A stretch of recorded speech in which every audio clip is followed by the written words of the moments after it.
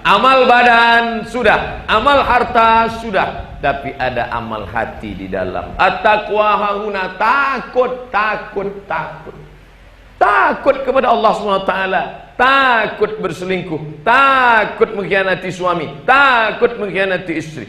Makanya tadi Pak Gubernur termasuk yang takut. Makanya dia katakan, Ustadz Somad itu istri saya tadi. Nah, tapi yang di depan itu aja, yang belakang tidak. Gitu kata beliau. Betapa senangnya hati istri ketika suami menelpon dari Jakarta. Adinda, ya Kanda, abang sudah sampai di Jakarta, acara luar kota. Di mana tinggal? Di Hotel Syariah. Alhamdulillah. Di Hotel Syariah sekarang. Alhamdulillah. Habis nelpon dia pun keluar.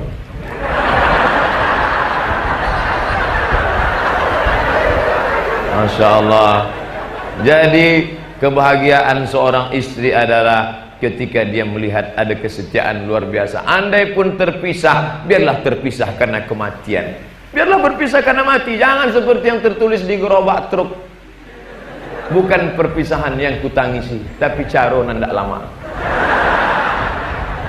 Nauzubillah. Suatu ketika saya khutbah Jumat di Masjid Namirah. Biasanya dalam hidup kalau perkara itu berkesan baru kita ingat setengah mati. Ingat luar biasa. Habis khutbah saya pun turun ke bawah, datang bapak-bapak kekar memeluk saya. Saya khawatir juga orang kekar memeluk. Karena kemarin yang tertangkap LGBT itu kan yang kekar-kekar. Ini apa ya? Setelah itu menangis. Ustadz Somad, ya. Ada yang mau saya bicarakan, takutnya kalau di pengajian nanti tak bisa. Ini habis khutbah Jumat, saya mau tanya, bisa kita bicara empat mata? Saya bilang jangankan empat, tiga pun bisa, apa namanya. Setelah jamaah cabut barulah dia. Begini Pak Ustadz, ya, istri saya ini kerja di kantor dinas, terus lalu kemudian dia akrablah dengan pegawai, karena dia lebih sering ketemu pegawai di kantornya daripada saya. Dia berangkat pagi jam 8, 9, 10, 11, 12, 1, 2, 3, 4 8 jam dengan suami orang. Sementara dengan suaminya kadang 8 menit. 8 jam dengan suami orang, bersolek dengan suami orang, makan dengan suami orang, minum dengan suami orang, pulang ke rumah jumpa suami asik main HP. Nampak suami duduk, bukan ditegurnya, abang mau minum apa? Enggak, difotonya pula suaminya. Suamiku sedang merisau. Kasihan.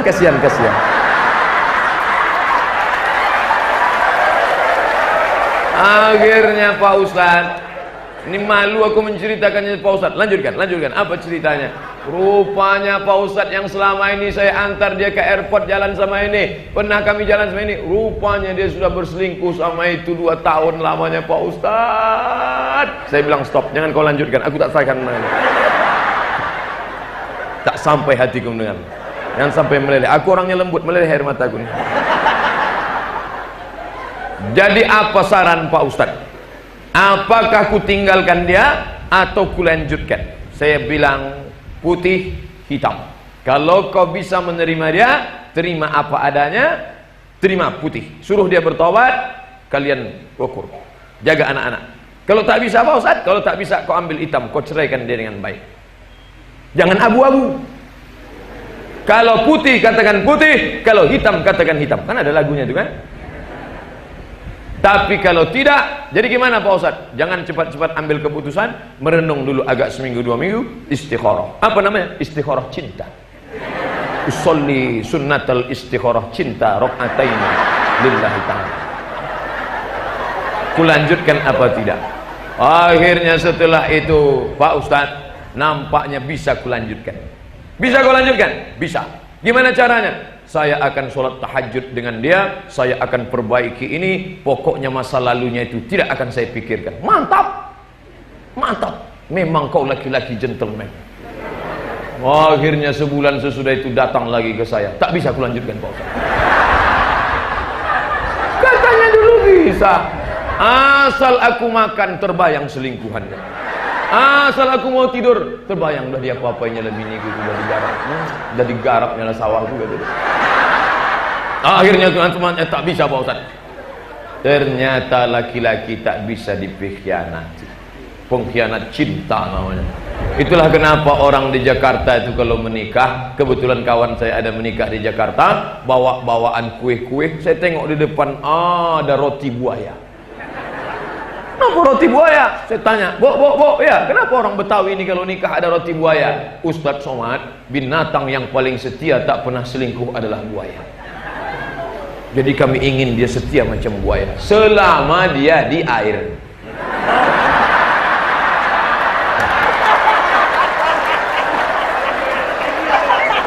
Asal sudah dia naik ke darat,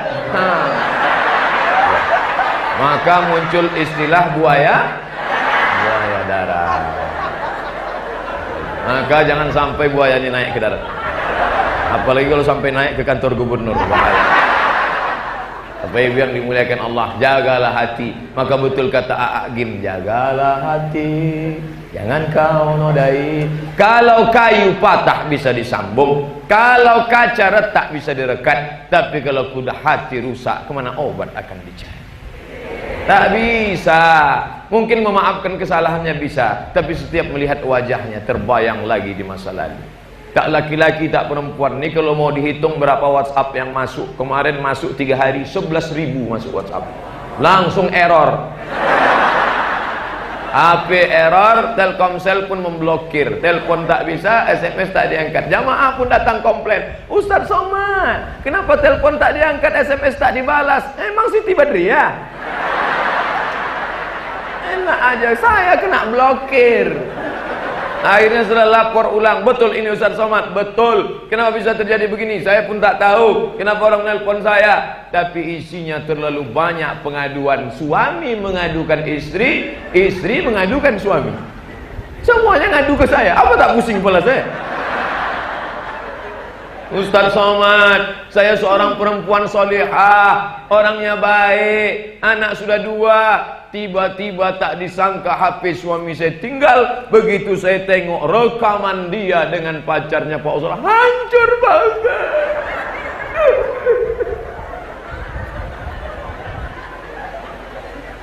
Tak bisa dikatakan Pak Ustadz, saya katakan ini macam api dalam sekam. Kalau kau maafkan, maafkan hilang bersama maaf sampai tak berbekas. Jangan mulutmu berkata maaf tapi hatimu kau simpan. Sama artinya kau sedang memegang bom waktu. Setiap nampak mukanya bom.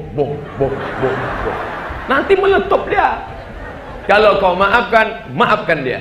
Kalau tak maafkan, tuntut dia ke pengadilan baik-baik. Jangan kau simpan, nanti meledak. Ya kalau meledaknya keluar, kalau ke dalam pecah pembuluh darah, bang, mati kau. Dua-dua kau tak dapat, dunia tak dapat, akhirat melayang. Maka sabar. Enak aja Ustadz ngomong sabar. Lalu apa lagi? Hanya 2 pilihan. Kalau kau maafkan, maafkan. Kalau kau tidak, kau gugat dia ke pengadilan. Dulu laki-laki ini sudah diikat, betul? Banyak ibu yang tak ingat kan? Makanya waktu akad nikah itu tengok apa kata Pak Kua berikut ini, pembacaan sirat taklik oleh mempelai pria. Jika saya meninggalkan istri saya 3 bulan lamanya berturut-turut, tidak memberikan nafkah zahir dan batin, atau menyakiti fisiknya, atau berselingkuh, atau bla bla bla bla, maka dia mengadu ke kantor pengadilan agama, hakim menjatuhkan talak 1 kepadanya, maka jatuhlah. Itu pesan laki-laki diikat. Suami-suami ibu ini sudah diikat, yang macam-macam dia. Tapi sekarang perempuan banyak tak ingat itu, karena ketika duduk di pelaminan dia asik selfie.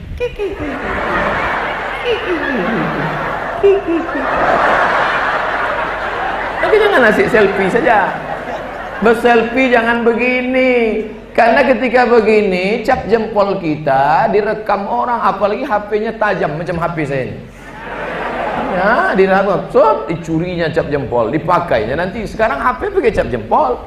Kenapa capek? Dicuri orang.